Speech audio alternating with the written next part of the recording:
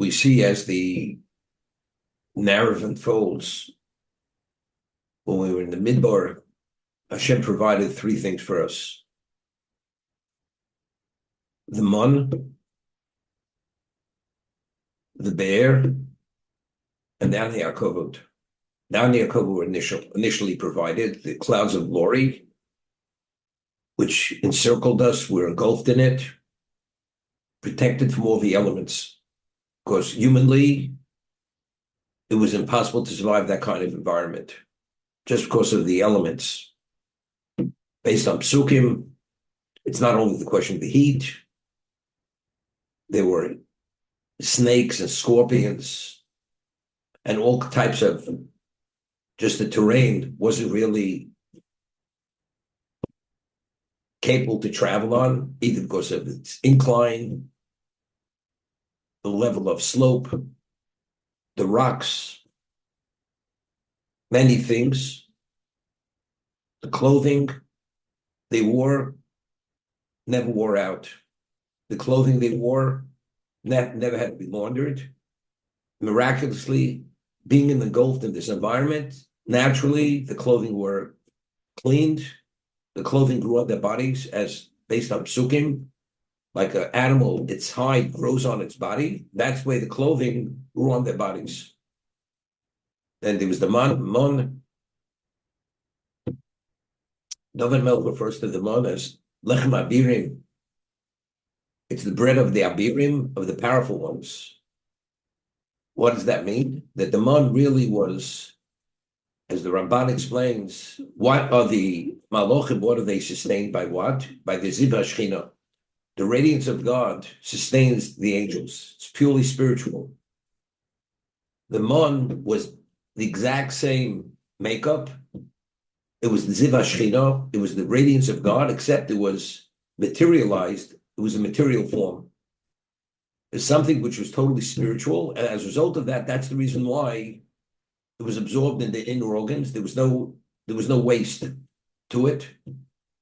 It's totally spiritual. And if it's totally spiritual, we'll see in a moment, it spiritualized them.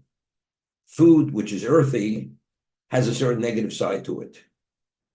It feeds our desires, and we crave for more of the same. The mon was so pure and so holy, which to the contrary, it gave us a sense of spirituality. It invigorated us, spiritually speaking.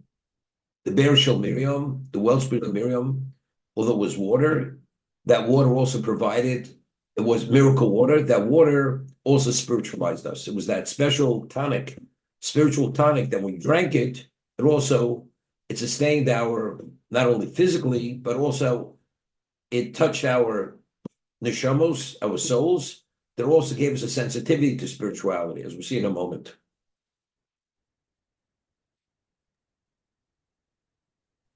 So the Midrash says,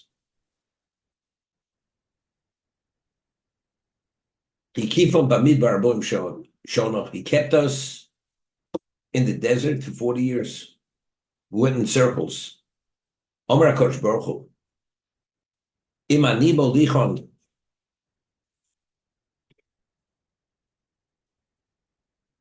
derech pshuta, if I take him along the regular route, the straight and narrow path, so they come soon into Eretz Yisrael. Each person takes possession of his field, of his vineyard. Torah, they can be preoccupied with their various chores, and they're not going to study Torah. I'm going to take them through the desert. They'll eat the man, and they'll drink of the water of the wellspring. And as a result of that, the Torah that they have will be able to settle into their bodies. It'll be integrated. The Torah which they received at Sinai will become integrated into their bodies. That's why God took us the circuitous route through the desert, because if we would have gone the straight route, we would have gone straight into Canaan. We would have taken possession of our various portions of the land, and we've been preoccupied in the material, and the Torah wouldn't have had time to become integrated in our being. Therefore, he took us the circuitous route through the desert. So we should not go immediately into Canaan. So we should have this period, this incubator. We should be in the spiritual incubator, the spiritual cocoon for 40 years, that it should actually be able to be absorbed into our being. And that absorption has this eternal effect on us. Okay? Why were we 40 years in the desert? Because of the Chet Baraglim. Right? That's why. That's the reason. Seemingly has nothing to do with this. We went to the desert. We got this crazy notion in our heads. We want to know whether the land is conquerable or not. We want to send scouts. They come back with Zamos reports. Hashem says, because you lacked in faith, despite all that you saw, this generation will perish over a 40-year period. That's what that's why we were stranded in the desert for 40 years, and we walked in circles. It seemingly has nothing to do with this. Now, many of the things in the desert, we had many challenges there. We had what did we say? We had nothing to eat. We find in Masei, the Torah goes and speaks, there were 42 locations where we traveled during that 40-year period, and they're all identified. And Rashi brings cites Chazal why they identified, because you may think that we went through the desert, we traveled on the periphery of the desert, near communities. And as a result of that, it wasn't so miraculous that we were able to survive the desert, because as we went along the periphery, there were communities, and we had food, and we had water. So the Torah, by identifying the locations which are in the middle of the desert, it's not survivable. Humanly, it's impossible to survive. So how did we survive? We survived because of Hashem's graciousness that he provided the man, the bear, and the Anei HaKavod. Otherwise, we couldn't have survived it. The Torah is making this a point. So we were put in an environment that we had many questions.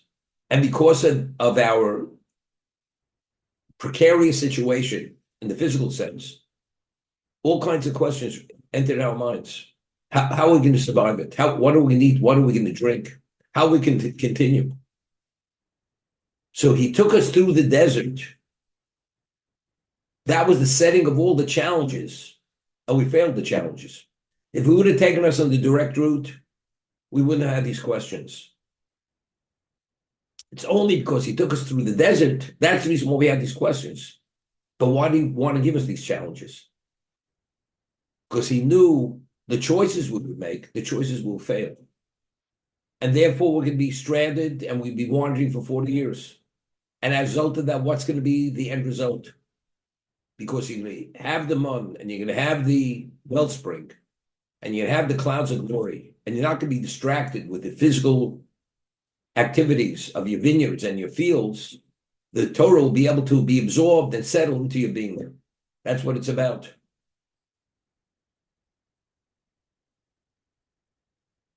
It's interesting. We find that Yaakov, when he fled from Esav, he took a detour. He went to the Yeshiva Shem Ve'ever. He spent 14 years there. So we explained why. Yaakov was 63 years old when he took the birthright, the blessings. And Yaakov, the Torah quantifies him as Yaakov Yeshiva Holy. He's the man he personifies Torah. If you learn until 63 years old, what does he have to take another 14 years to go to Shem Ve'ever? I mean, you might as well learn all your life. So we explained that Yaakov never ever believed that he'd ever have to leave Eretz Yisrael. So in terms of the challenges, whatever Canaan represented, he was able to deal with those challenges due to the Torah he studied. But the Torah that he has, the issues that he has to deal with when it comes to Choron, he never ever believed he would have to deal with those challenges. He wasn't really equipped. Who is equipped? And you need Torah, a certain type of Torah to deal with those challenges. Shem Ve'ever, that they had lived before the great flood, they had the Masorah, exactly what kind of Torah you need to deal with those challenges. Therefore, Yaakov spent 14 years in Shem Ve'ever, knowing exactly how to deal with all those issues. And that's when he came back, what he said, in love and Garti, V'tar mitzvah shamarti. Despite the fact that I was in this environment, which I should have been totally destroyed, spiritually speaking, I came back unscathed.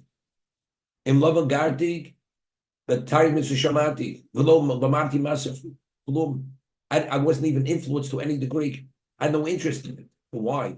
That because he spent 14 years in Shem Ve'ever, therefore he had the wherewithal to deal with all these challenges. But let's say he wouldn't have had to flee. He would never, and he wouldn't have gone to Shem Ve'ever. So that Torah, so the circumstance provided him with the opportunity to learn a Torah which he would have never learned. But that was all part of God's plan. He should have to flee to go there. And Yaakov is the totality of Torah.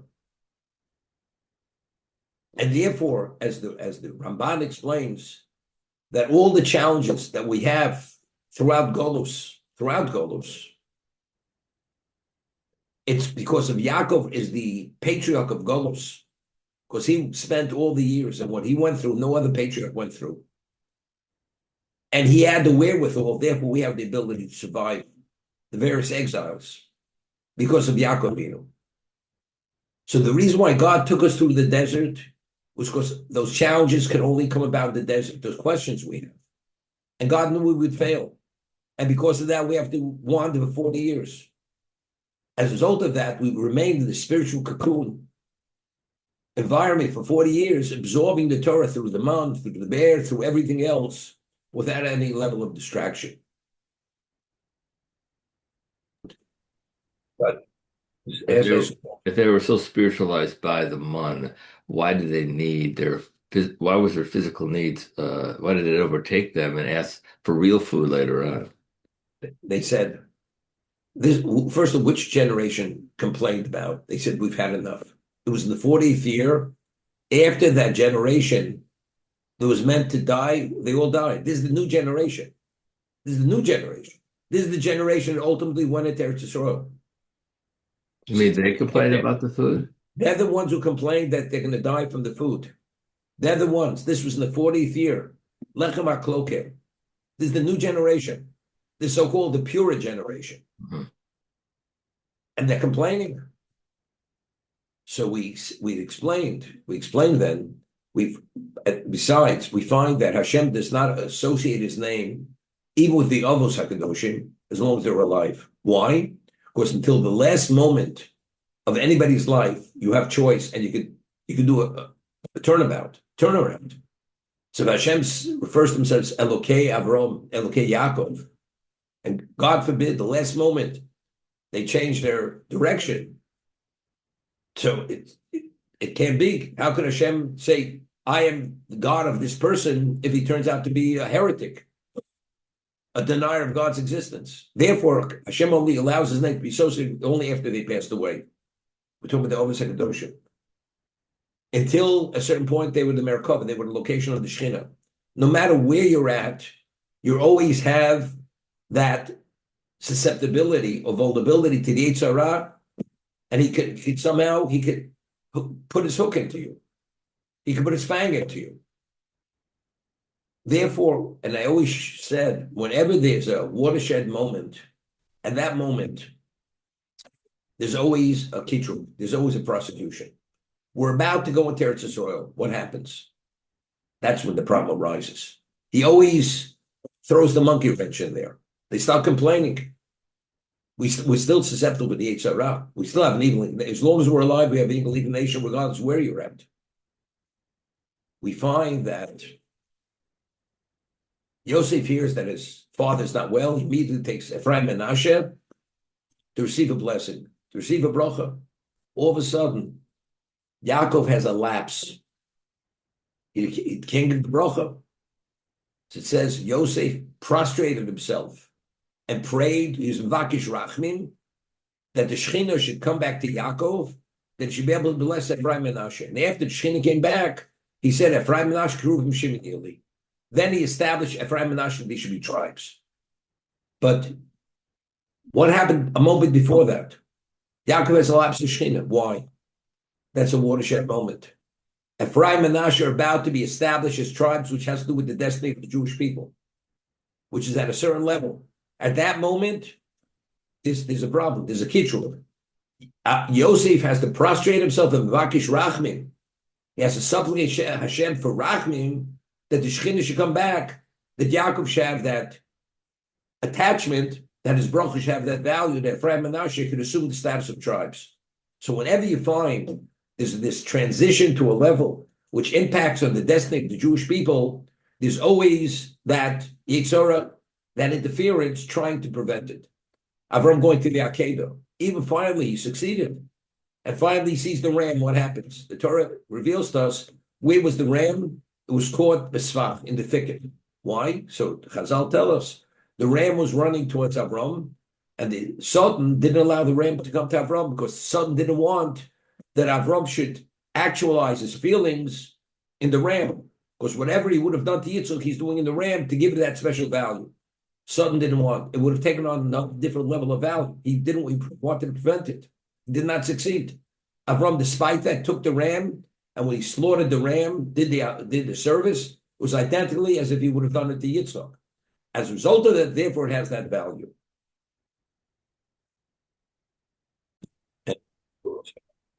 Which segment of the population was the mun and the ingestion thereof to spiritualize the Jewish people intended for? All of them. Even the ones who were going to perish. We speak about Kol Yisrael Ravim Zeh Lozeh, right? All Jews are responsible for one another. And as I said, it's Kol Yisrael Ravim Zeh Lozeh, not Bozeh, Lozeh with a lamed. Okay, just to make that correction.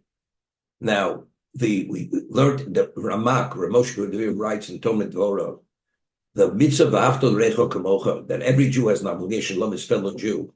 Why? Because factually, every Jew, all Jewish souls are part of the same network.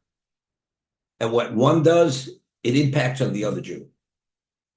In positive, negative. If you do a mitzvah, you infuse the whole system with something positive, with a positive energy.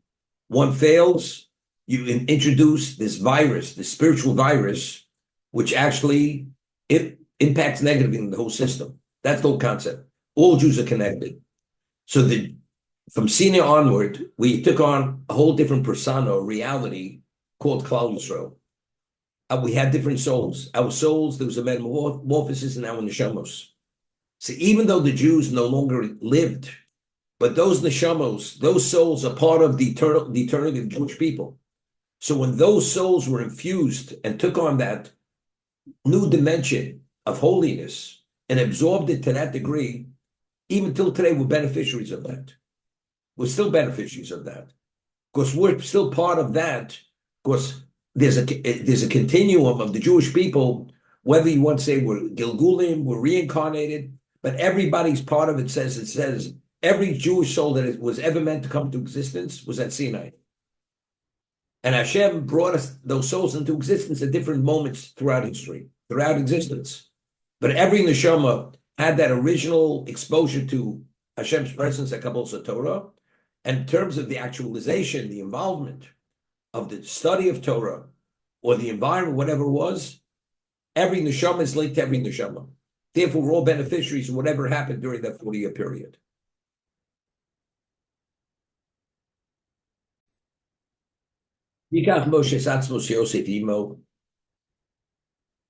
Moshe took the remains of Yosef with him.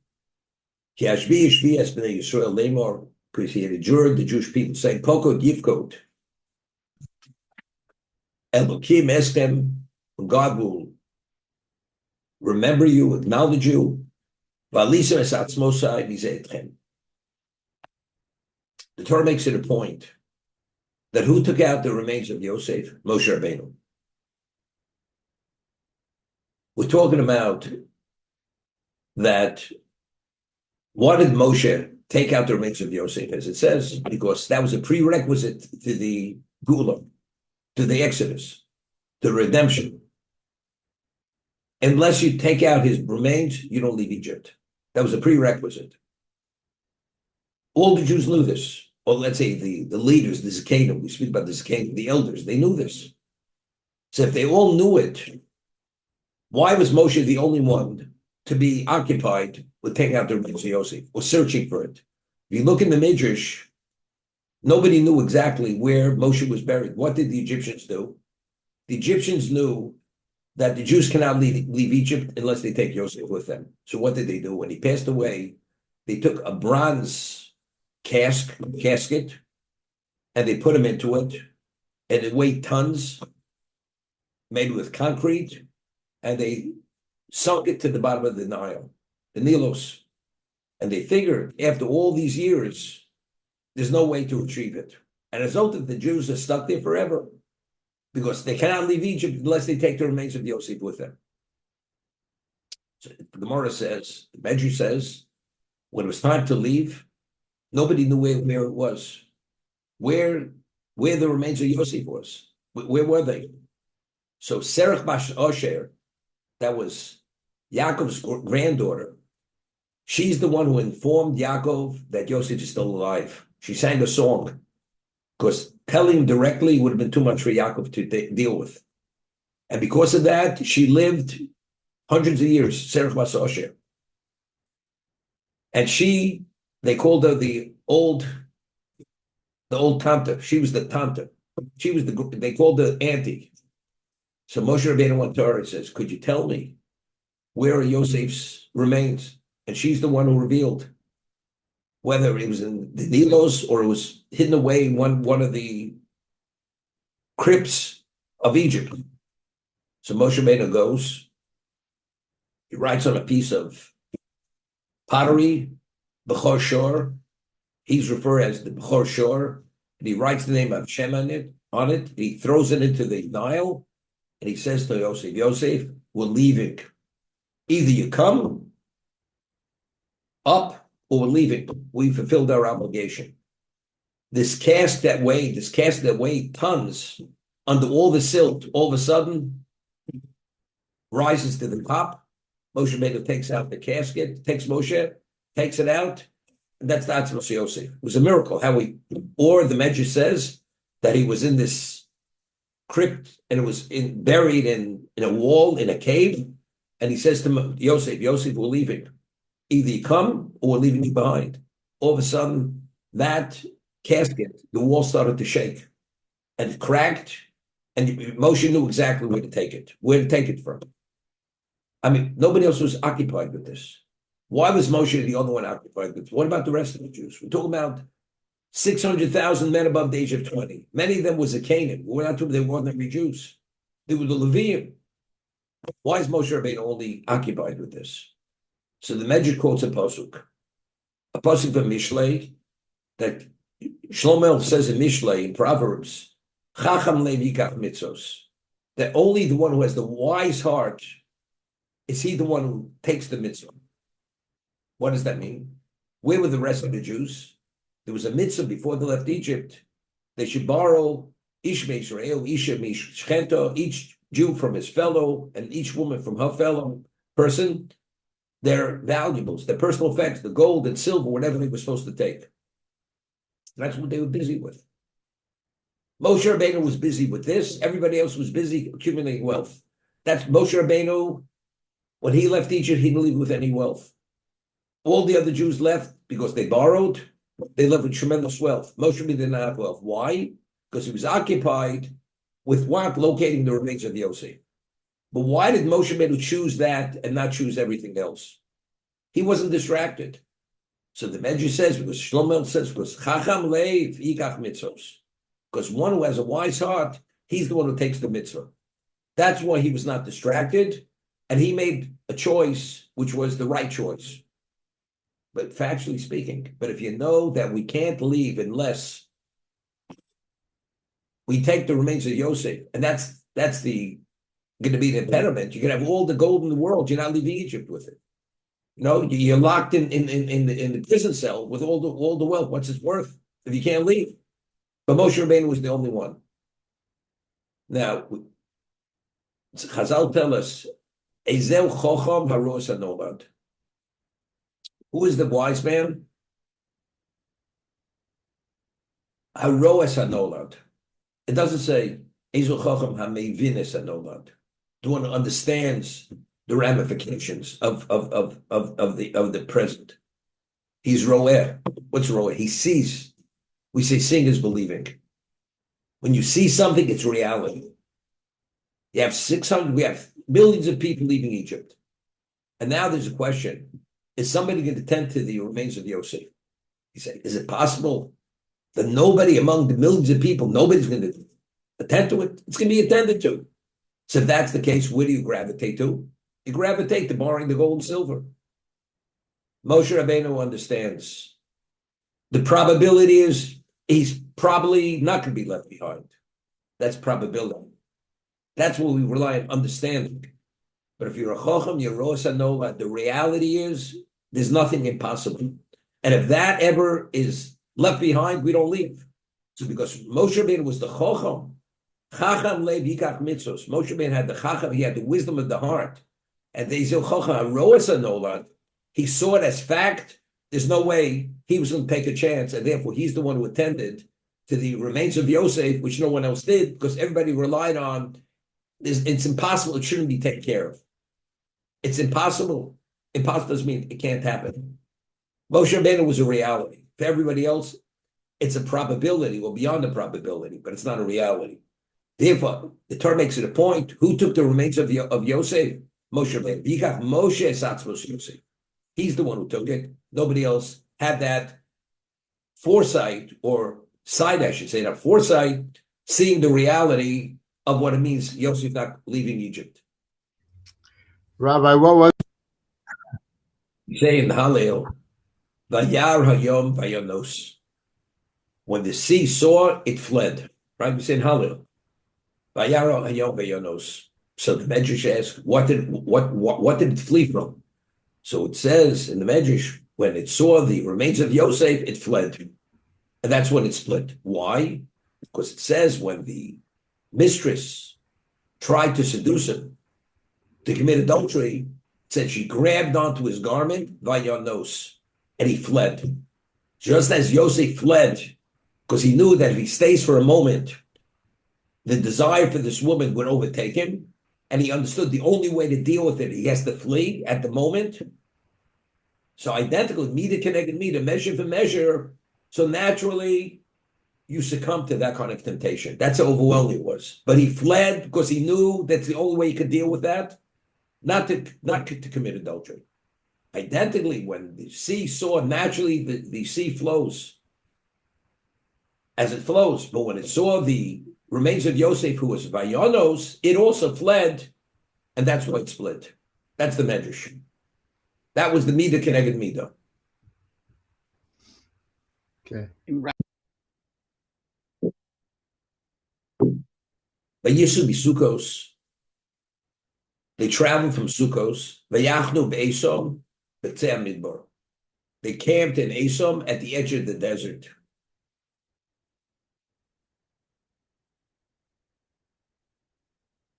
Hashem holech lefneim yomom b'amore onon lanchos maderech.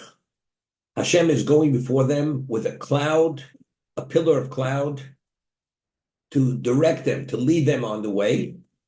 V'laylo b'amoresh loyer them. At nighttime with a pillar of fire to illuminate the way. Lechs yom v'loylo. So they should be able to travel day and night. Lo yomish amor ha'onon yomom. And the pillar of cloud did not remove itself during the daytime. And the pillar of fire before the people. It was continuous. Now, what was the whole idea?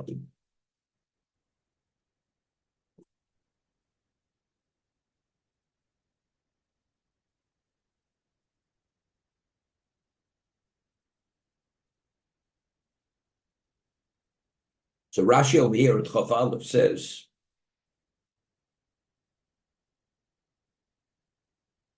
Chaf Aleph,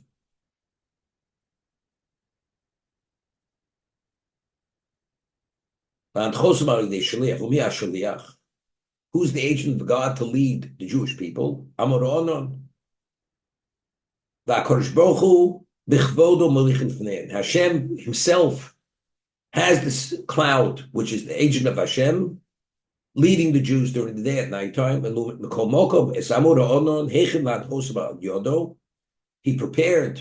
He created the cloud, the pillar of cloud. The Amar Onan is not for illumination, just to lead them. They should know what direction to travel. To teach them, to indicate to them what to do. Okay? So here there's an interesting medrash. What is this whole argument? When this cloud led the Jews, were the nations of the world, were they aware of this pillar of cloud? I mean, you have millions of people in the desert, and they're leaving. How do you know what direction to travel? You may be traveling the wrong way. You have no idea. Hashem himself came with this pillar of cloud to lead them. At night, to illuminate the way. It's pitch dark, that they should be able to continue traveling, and it was so illuminated, it was like daytime.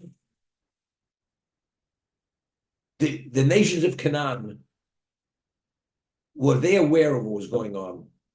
That the illumination was such a level that even from hundreds and hundreds of miles away, you were able to see this. And they knew it was Hashem himself leading them during the day and nighttime. So the Midrash says yes. 1 second.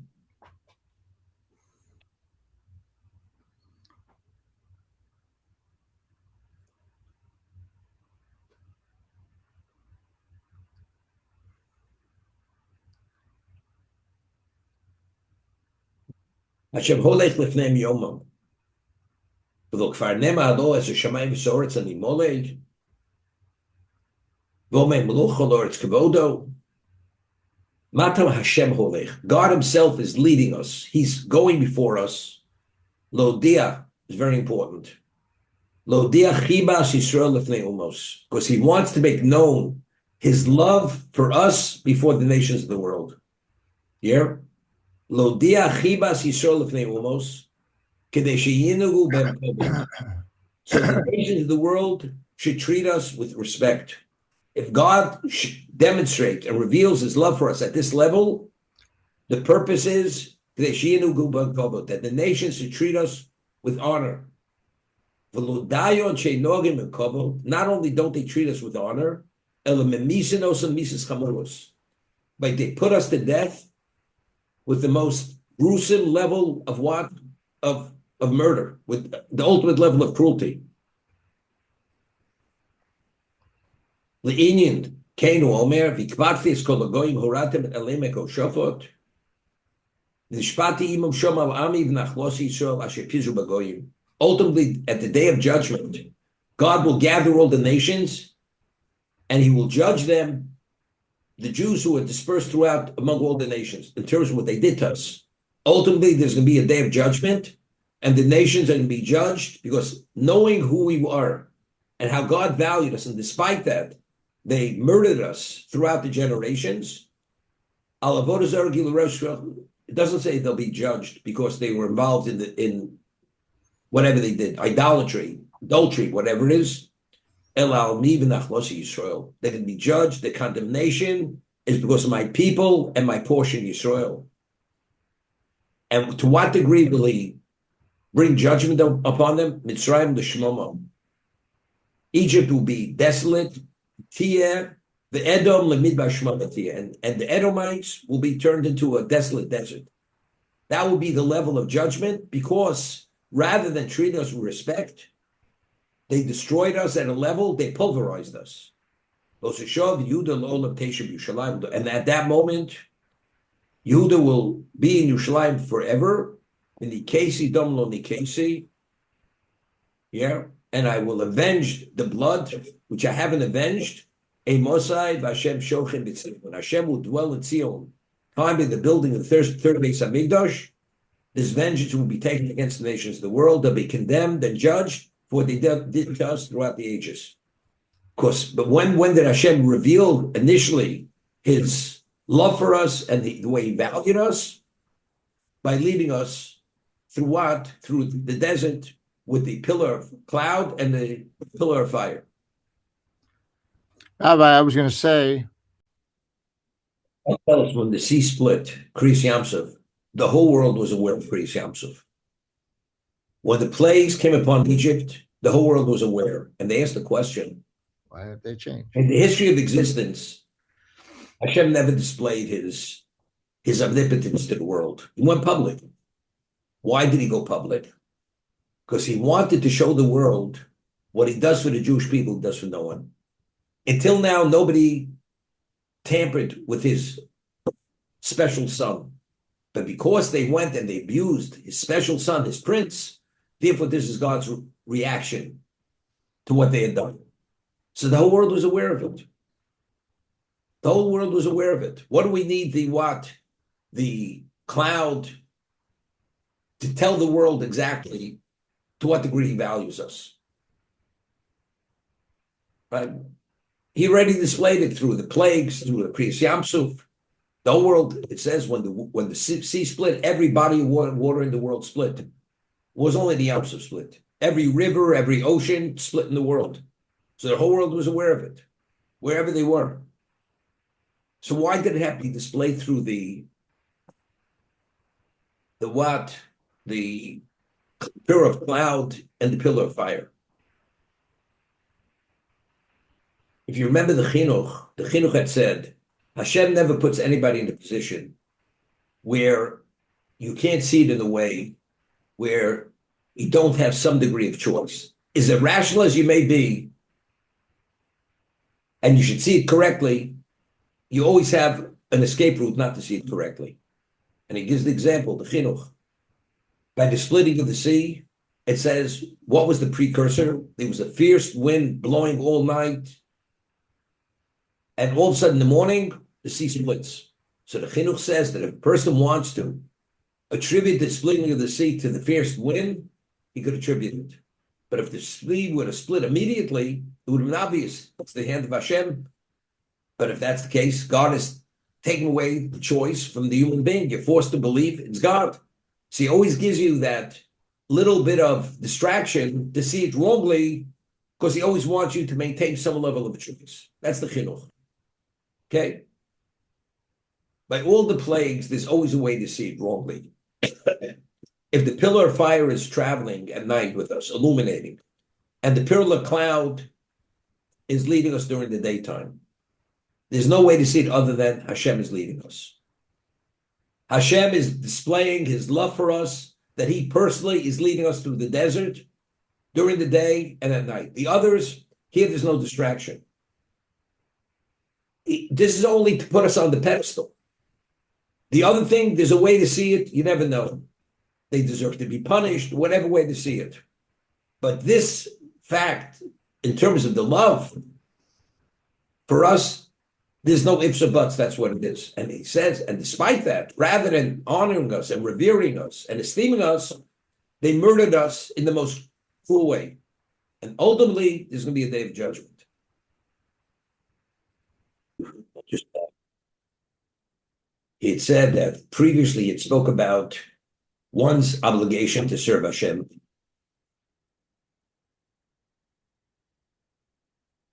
And even though you understand why you're supposed to serve Hashem, but to facilitate that and to secure that, to be focused on that, what do you need? So he says, he's come upon the understanding that you have to have trust in Hashem. You have to be tochel.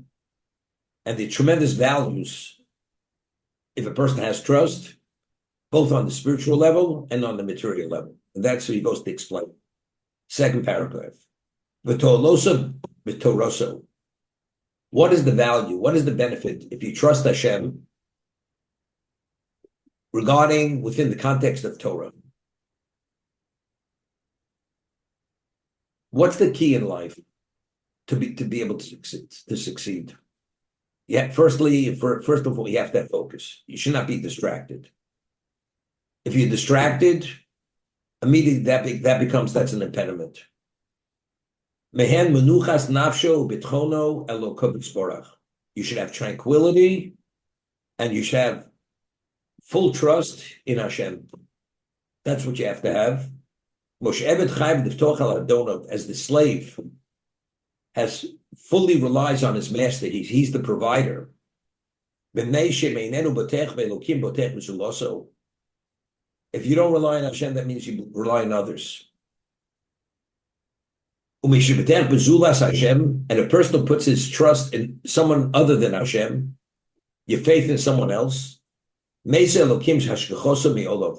result, Hashem will remove his divine providence from you. He says, you put your trust in the other person, rely on the other person. Okay? But when you start relying on a mortal, it's not so simple. There's a tremendous risk factor. Could the man deliver? Does the man understand? Can he provide? Many levels, which we'll discuss later. So the moment you don't trust Hashem and you put your faith and you trust in the mortal other than him, Hashem says, go to him, don't rely on me any longer. Because you don't rely on me.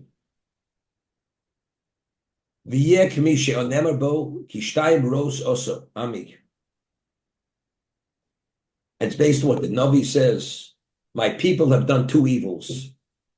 Osiozovu, they've abandoned me. Bekormayim Chayim Lachtzov, they left the well springs of living water, fresh water continuously running. Lachtzov Leboros Boros Nishborim, to dig cisterns which they're broken, which means they can't retain the water. V'yomar v'yamiru es kvodam, they exchange their glory, their honor. V'tavna shor ochalesav. This is the time of the Chet Egel. They exchanged Hashem, that covered. What was their honor? Their honor was the relation with Hashem. And what did they exchange it for? For the ox eating the grass. We're going to have soon Chet Egel, the era of the rabbis. They were sorcerers. The egel, when they threw the gold into the kiln, it came out an egel. It came out the form of a calf, and it had life in it. It was grazing, eating grass. This was through sorcery, and that's what David means. They exchanged their honor, their glory, for the form of an ox eating grass. That was the Chet Egel. V'omra Kosuv, Baruch HaGever she'hifta b'Hashem. Blessed is the person whose faith is in Hashem. What is his faith? The source of his faith is Hashem himself. You fully rely on him. Fortunate is the person who's put Hashem to be his source of faith, trust.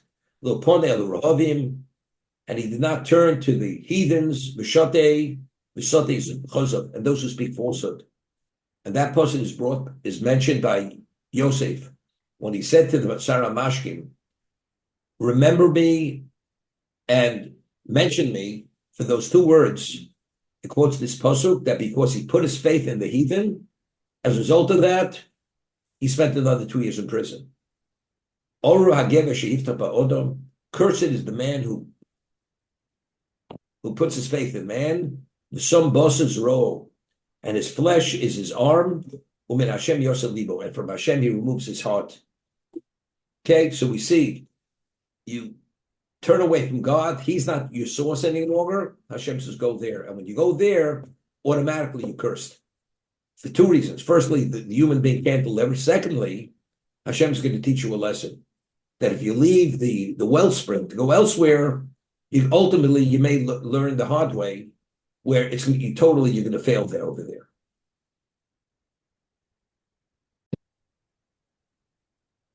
It says in Pirkei Avos, Harchek Mishochin Ro, you should distance yourself from the bad neighbor, Al Tischabel Rosho, don't attach yourself to an evil person, Val Tisyayish Min Aparonus, and don't despair from tragedy. What does that mean? Person, don't attach yourself to a Rosha.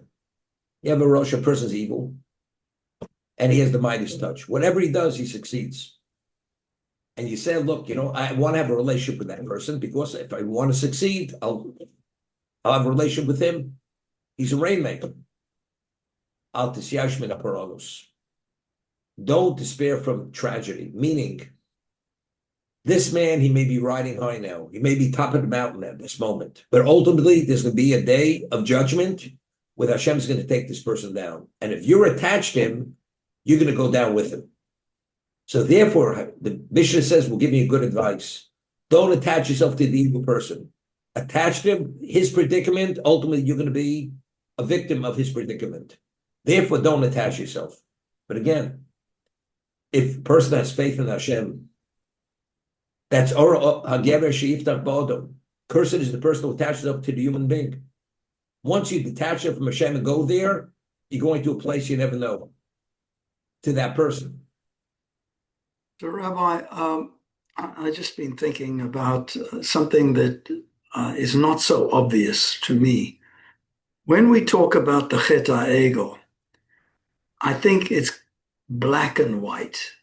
We sort of understand what they did. They actually relied on something other than God. But take, for example, today. Imagine that one is Netanyahu, who's leading Israel. And one's got to be, the dependence on Donald Trump and the United States is enormous, okay? And to ignore that fact and to say, I don't need you, cheerio, goodbye, you ride away on the horse that you rode in on, I'm doing it my way, is extremely risky for the people itself. So you've got to balance something. Right. So how does this work? Let me respond. We quoted a pasuk, and the Medrash quotes the pasuk when Yosef relied on the wine steward, he put his faith in the heathens. What does that mean? So the Chazon Ish explained that he explains if a person is being chased by a rabid dog and he has a wall and he's able to reach the wall and scale the wall not to be bitten. And he stops and he says, I have faith in Hashem. The man's a fool. Here Hashem has provided you the means to escape and protect yourself. How do you stand there? But let's say the person cannot outrun the dog and he runs towards the wall. What is that called? That's called desperation. That's an act of desperation. Reality, you're not going to make the wall, so where are you running? That's called grasping at straws. David Mel says the essence of the Egyptian is they have no appreciation whatsoever. And it says clearly, after he asked what he did for the wine steward, it says, Vayishkochehu, he immediately forgot about it. There wasn't even a consideration that even to entertain this man's going to reciprocate at any level. So why did Yosef rely on him? It's called desperation. It was an act of desperation. Desperation means you failed on the faith level. To take initiative, if there's a chance the initiative is valid, of course you take initiative. Hashem provides the setting for take initiative. But if there's no chance, person has a history, and you say, well, this time it's going to work. You know something? Why don't you read the script? The man always doesn't reciprocate. So why are you putting the eggs in that basket? What are you relying on? But of course, if the way the script reads, that is the way to go. That initiative has value. Of course, you take initiative. Hashem is providing that setting for you to take initiative. But even when you rely on Trump, it's Trump. God provided Trump to facilitate and bring about what has to be brought about. And you pray to God that he should succeed. That's what it works. Just want to end with something. Years ago, I mentioned it yesterday, when people used to go to Reichman, and he was a one-of-a-kind of Baal Tzedakah, and I mentioned that if you had any Jewish institution, he did not receive less than $18,000, and multiples if it was something more than just the basic. And then he had his reversal. People said, what are we going to do now?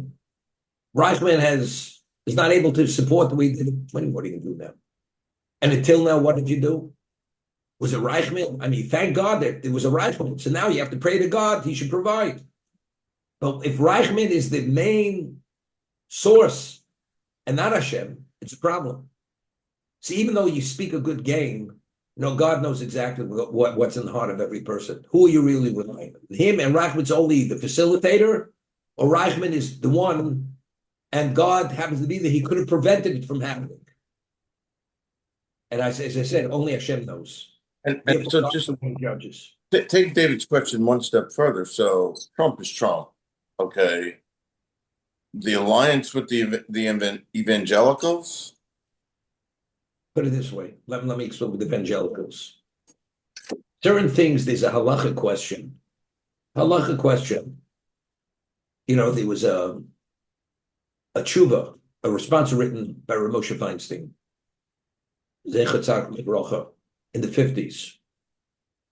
The New York Board of Rabbis is comprised of Reform, Orthodox, and conservative rabbis. An Orthodox rabbi is permitted to join the New York Board of Rabbis. Because as part of that group, you have Reform and conservative rabbis. The Reform rabbi is considered halachically a heretic. He denies the divinity of Torah. And even the conservative, also, there's certain aspects they don't accept. Are you permitted? So the ruling was, and I'll tell you who signed on this tshuva, you're not permitted to join the New York Board of Rabbis. Rabbi Soloveitchik signed on this letter, Rav Moshe Feinstein, Rav Aaron Kotler, Rav Henkin. They all signed on it. You're not permitted to join the New York Board of Rabbis. Okay? Now, when it came to certain issues, which are, and what about to join the church on certain issues? Also, definitely not. You're not permitted. But when it came to the point where they want to abolish the divinity exemption for the draft, which was not a religious issue, they joined together. Without the Christians, there's no way the Jews themselves could have lobbied Congress and the Senate to be able to what? That the exemption should remain in place. They joined together. Why? Because it's not a religious issue. That's an issue, that's a secular issue. It's a governmental issue. But anything that has to do with religion, to join together on a religious issue, whatever that may be, that we don't. So the New York Board of Rabbis has to do with religious issues. It has issues of Judaism. That's taboo. You can't go near it. And as I said, that was the tshuva, that was the responsa, and all these people, they signed on it, and nobody ever retracted their signature from that ruling. And so I'm sorry, I'm not. What I'm saying is, to do anything, if going with the evangelicals, if that has within the context of halacha, by taking money from them, allowing them to support us, you know, it was known, if you read Jewish history in the 1800s, the missionaries they came to Yerushalayim, the people, the community was impoverished, they didn't have what to eat. And the first thing they did was they provided food, clothing, put a roof over these people's heads. So of course the more observant wouldn't go near it. But the people who didn't have, and they weren't that learned, they were vulnerable to be drawn into this. And as a result of that, the whole intent was to missionize, to do missionary work. And many Jews were hurt badly by it. And they had to give out a proclamation. You're not permitted to under any circumstance to take any money from these people. Of course, once you take, they're going to draw you in and they're going to influence you. So I'm saying this whole thing with the evangelicals, to take money, they support Israel and this and that. It's a halachic question. Are you permitted or are you not permitted? It has to be evaluated. And if there's no negative side to it, then of course you could. But if there is a chance, that is their objective, because they want to have some inroads, then it becomes a problem. It's a halachic question you have to ask, and whatever that halachic answer would be similar to what we're discussing.